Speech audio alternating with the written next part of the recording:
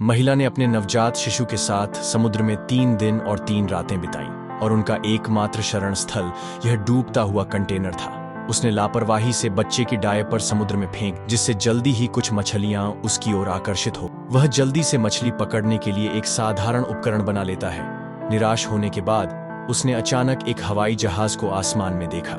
वह उत्साहित होकर कंटेनर में लौटकर शीशा ढूंढने जाता है, लेकिन लौटते समय उसने अनजाने में अपनी टांग काटी। वह जल्दी से उठा और मदद के लिए चिल्लाया। संक्रमण से बचने के लिए उसने अपनी चोट पर शराब डालकर उसे साफ किया और फिर ईयरफोन की तार से उसे सिल दिया। चुभते दर्द से वह लगभग बेहोश हो गया, लेकिन उसने मछली पकड़ने की कोशिश जारी रखी। उसने ईयरफोन की तार से एक साधारण मछली जाल बनाया। कुछ मिनटों के बाद एक मछली फंसी और उसे आखिरकार एक अच्छा खाना मिला। समय बीतने के साथ उसने अपनी आपूर्ति जमा की और बचाव के लिए सैकड़ों संदेश